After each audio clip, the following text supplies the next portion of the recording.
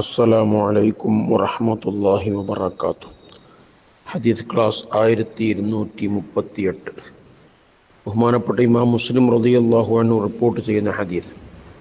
അൻ ആയിഷ റളിയല്ലാഹു അൻഹാ ഖാലത്ത്, ആയിഷ റളിയല്ലാഹു അൻഹയിൽ നിന്ന് നിവേദനം അവിടുന്ന് പറഞ്ഞു, ഖാല റസൂലുള്ളാഹി സ്വല്ലല്ലാഹു അലൈഹി വസല്ലം, ഹബീബ് സ്വല്ലല്ലാഹു അലൈഹി വസല്ലമ തങ്ങൾ പറഞ്ഞിരിക്കുന്നു, മാ യുസീബുൽ മുഅ്മിന, ഒരു മുഅ്മിനായ മനുഷ്യന് എത്തുകയില്ല, മിൻ ഷൗക്കത്തിൻ, ഒരു മുള്ള് തറക്കൽ, ഫമാ ഫൗഖഹ, അല്ലെങ്കിൽ അതിൻ്റെ മേലെയുള്ള എന്തെങ്കിലും വിഷമം പ്രയാസം എത്തുകയില്ല, ഇല്ലാ റഫഅ അല്ലാഹു ബിഹാ ദറജ, അത് കാരണമായി അള്ളാഹു അവൻ്റെ ദറജ ഉയർത്തിയിട്ടല്ലാതെ, ഔ ഹത്ത അൻഹു ബിഹാ ഖതിഅ, അല്ലെങ്കിൽ അത് കാരണം അവനെ തൊട്ട് അല്ലാഹു തആല ഒരു പാപം പുറത്തു കൊടുത്തിട്ടല്ലാതെ. ഈ ഹദീസ് ഒരു മുഅ്മിനായ മനുഷ്യനെ സംബന്ധിച്ചിടത്തോളം വലിയൊരു സമാധാനമാണ് നൽകുന്നത്.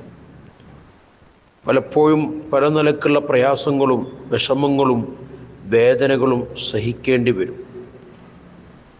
എന്നാൽ അത് ക്ഷമയോടെ നേരിടാൻ തയ്യാറാണെങ്കിൽ ആവലാതിയില്ല, വേവലാതിയില്ല, റബ്ബിൻ്റെ വക്കൽ നിന്നുള്ള പ്രതിഫലം പ്രതീക്ഷിച്ചുകൊണ്ട് അത് ക്ഷമിക്കാൻ തയ്യാറാവുകയാണെങ്കിൽ, ഏതൊരു മുസീബത്ത് വരുമ്പോഴും ഏതൊരു വിഷമങ്ങൾ വരുമ്പോഴും അത് ക്ഷമിക്കാൻ തയ്യാറായാൽ അത് ആഖിറത്തിൽ അല്ലാഹുവിന് വലിയ പദവി കൊടുക്കാനും അവൻ്റെ ജീവിതത്തിൽ വന്നുപോയ തെറ്റുകുറ്റങ്ങൾ പൊറുക്കാനും കാരണമാണ് എന്നാണ് ഹബീബ് സ്വല്ലല്ലാഹു അലൈഹി വസല്ലം ഈ ഹദീസിലൂടെ പഠിപ്പിക്കുന്നത്.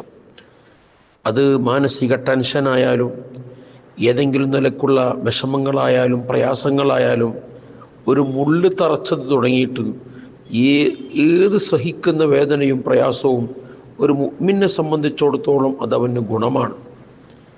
പക്ഷേ അവൻ ക്ഷമിക്കണം. റബ്ബെന്താ എന്നെങ്ങനെ പരീക്ഷിക്കുന്നത്, എനിക്കെന്താ ഒന്നിനു പിറകെ മറ്റൊന്നായി ഓരോ വിഷമങ്ങളും പ്രയാസങ്ങളും തരുന്നത് എന്നിങ്ങനെ വേവലാതിപ്പെടാൻ പാടില്ല. അവൻ ക്ഷമയോടുകൂടെ റബ്ബ് തന്നതാണ്, എനിക്ക് വരുന്ന എല്ലാം റബ്ബ് കണക്കാക്കിയതാണ് എന്ന നിലക്ക് ക്ഷമിക്കാൻ തയ്യാറായാൽ അത് അവൻ്റെ ഉഖ്റവിയായ ദറജ ഉയരാൻ, അവൻ്റെ ജീവിതത്തിൽ വന്നുപോയ തെറ്റുകുറ്റങ്ങൾ പൊറുക്കാൻ അത് കാരണമാണ്. അള്ളാഹു ഇഷ്ടപ്പെട്ട ആളുകൾ അള്ളാഹു പരീക്ഷിക്കും. ഏറ്റവും കൂടുതൽ പരീക്ഷണം അമ്പിയാക്കൾക്കാണ്. അതൊക്കെ ആഖിറത്തിൽ അള്ളാഹു വലിയ പദവി കൊടുക്കാൻ പല നിലക്കുള്ള പരീക്ഷണങ്ങളും നൽകും. അള്ളാഹു നമുക്ക് ക്ഷമിക്കാൻ തൗഫീഖ് ചെയ്യട്ടെ. അസ്സലാമു അലൈക്കും.